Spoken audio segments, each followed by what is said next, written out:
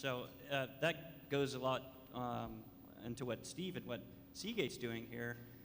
Word is that this investment could be north of $200 million.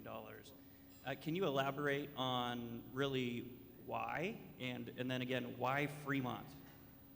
Yeah, so for Seagate, actually, we are a little bit different business model to, Tesla, maybe the thermal fusion. Actually, our supply chain is all majority in Asia.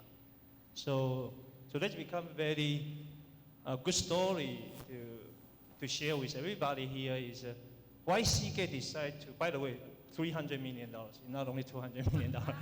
why Seagate want to spend the money and put the building, spend $300 million here? Basically, meaning Seagate committed to have media R&D to be here for next 20 years. And especially our supply chain is all in Asia. Indeed, about 3 years ago, when we start to select the site, decide about where we want to do. And the big push is really from Singapore.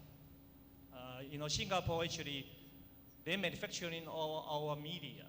So for them, it's a very natural step, try to take R&D to Singapore for them to really migrate to so-called high-value industry. And so companies do a lot of evaluation. And it really comes down to a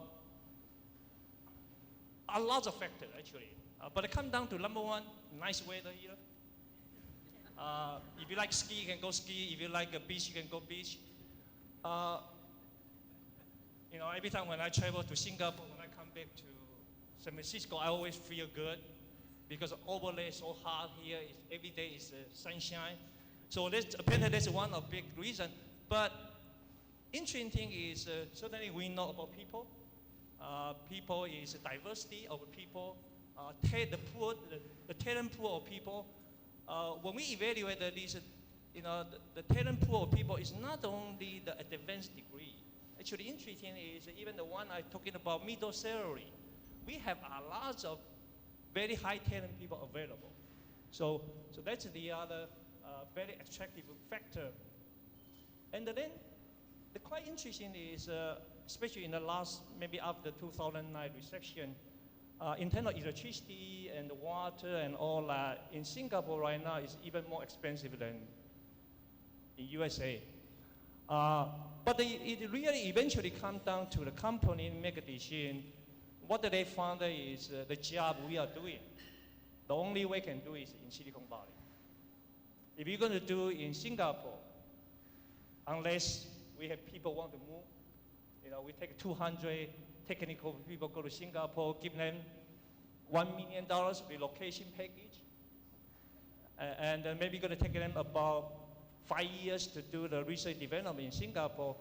So again, I think that the decision is really, we are here unique, and the Silicon Valley, the environment, the people, and the city support and all that, for Seagate, for company to realize the only way we can do is in here, in Fremont, and that's how we decided to spend the money here. And that's great. I think everything worked out great. Well, thank you for doing it here. I mean, I think the point is that when you're just comparing costs, right, Singapore to Fremont, they're basically on par, right? Or Singapore is even a little bit more expensive in many ways. Yeah, actually, everybody talking about outsourcing, right? Since I would say middle of 1990, and the restart accelerated probably in the last 10 years. Outsourcing to Asia, start with Singapore, then later to China, to Thailand, to Malaysia. Singapore right now in the engineering, the salary is about the same compared to Silicon Valley. Operator actually a little bit cheaper because they bus operator from Malaysia in the morning. Okay, so it's a little bit cheaper. But like Greg you say today, if you look at it from the cost point of view, Singapore is really not much different to what do we do in Silicon Valley. However, their government actually, they have very, very aggressive plan. Indeed, they have we call EDB grant. EDB stands for Economic Development Bureau. So for example, in that time, they provide Seagate, if we are willing to do R&D there, everything related to R&D, they will pay 50% of all the salary. And they will pay 10% of capital. So it's very, again, it go back to salary-wise, cost-wise will be the same, but the government right now uses a lot of incentive, including the tax, including the really pay for the employee, and they have very select in terms of what the kind of R&D project they want. But go back to the point I made earlier, is all what the Silicon Valley can do, other places cannot do.